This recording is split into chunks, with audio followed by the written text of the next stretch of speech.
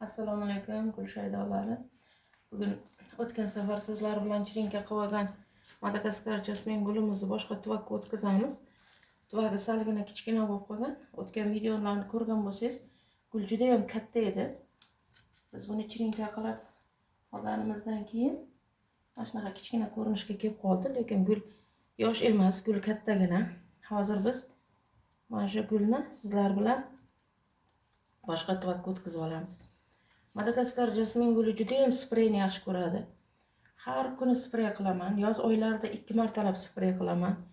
Yorug' issiq joyni yaxshi ko'radi. Ayniqsa quyosh tushib turadigan nimalarni, tokchalarni yaxshi ko'radi. Mana endi ipi bilan o'ralgan ekan, olib tashlaymiz. Keyin Madagaskar jasmin guli asosan unchalik o'g'it talab emas, lekin 2 haftada, 4 haftada bir marta nimalar NPK 20 yoki NPK 25 berib turaman. Lekin agar gullashni boshlagan bo'lsa, albatta mana kaliy fosfat bilan sprey qilaman. Chunki gullashni boshlagan har qanday gullarni mana kaliy fosfat bilan sprey qilsangiz, gullarni tashlab yubormaydi. Keyin bu jasmin gulimda o'tgan yili olgan edim. Olgan vaqtimda juda unaqa katta emas edi. Birinchi barglarini to'kdi, gullarini to'kdi, oq gulchalari bo'ladi Madagaskar jasminda. Keyin sekin-sekin bir ikkita barglarini sarg'aytiruvdi. Darrov epinda sprey qildimda, yarim teplичка qilib qo'ydim.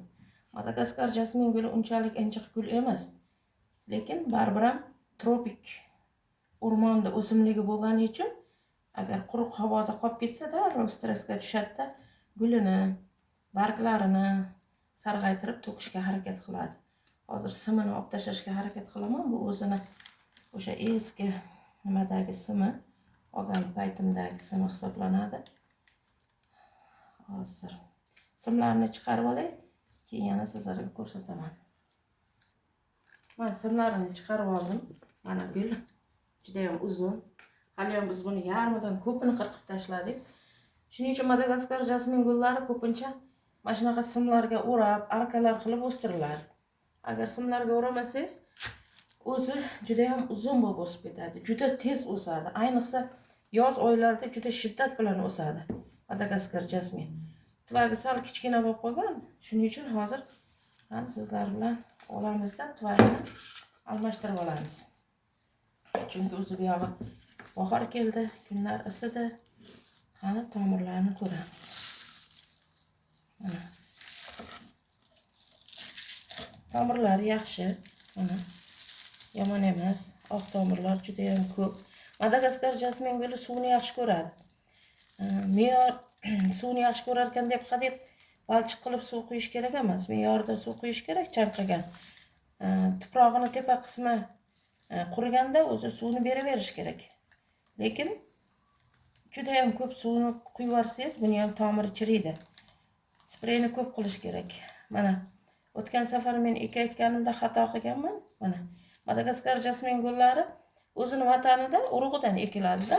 Mana shunda, mana shunaqa salafanga, lattaga o'xshagan narsaga o'rab ekiladi. O'tgan yili men ekayotganimda qo'rqqanman-da quritib qo'yishdan. Mana shunaqa salafanchasini, endi materialchasini olmaganman. O'zi chirib ham ketibdi, chirib yo'q bo'lib ketibdi. Mana o'shanaqa agar sizda ham bozordan olib kelsangiz, jasmin gulingizda o'shanaqa materialchasi bo'lsa, albatta olib tashlang, bu tomirni qisadi. Tuproqlarni juda ko'p bezovta qilmayman. Mana o'sha nimamiz, nima deydi? Materialcha. Mana ko'ryapsiz, uzib olganimda tomirlar bilan qo'shib uzib olinyapti. Mana shunday qilib salgina tuprog'ini tozalaymiz va ekib olamiz. Hozir Madagaskar jasmin guli spreyni yaxshi ko'radi. Spreyni ko'p qilish kerak. Mana shu tuvakka ekib olmoqchiman. Tuvak jindagina katta o'zidan. Mana shuning uchun shu tuvakka ekib olaman. Drenaj solib oldim. Mana bu yerda tuprog'im bor. Tuproq har doimgidek universal tuproq, древесный угол, циолит, вермикулит, perlit, dan iborat tuproq bu. Yaxshilab aralashtirib olaman. Mana shunday qilib unumdor tuproqqa ekamiz. Madagaskar jasmin gulini hozir aytdim, suvni yaxshi ko'radi. Agar gullash davrida chanqab qolsa, gullarini tashab yuboradi. Gullash davri emas, boshqa davr bo'lganda ham agar juda ham chanqatib yuborsangiz, o'zi tabiatan o'zini himoya qilish uchun barglarini sarg'aytirib to'kadi. Zararkunandalarga unchalik ko'p chalinmaydi. Zararkunandalar ko'p tushmaydi, faqat ba'zi qurtlar yoki o'rgimchak kana tushishi mumkin. Bu paytda endi epin deb Aktara bilan bitta dorilab yuborsak ketadi zararkunandalar. Gulimizni o'rnatib olamiz. Lekin hammaga tavsiya qilaman mana shu guldan ekishni.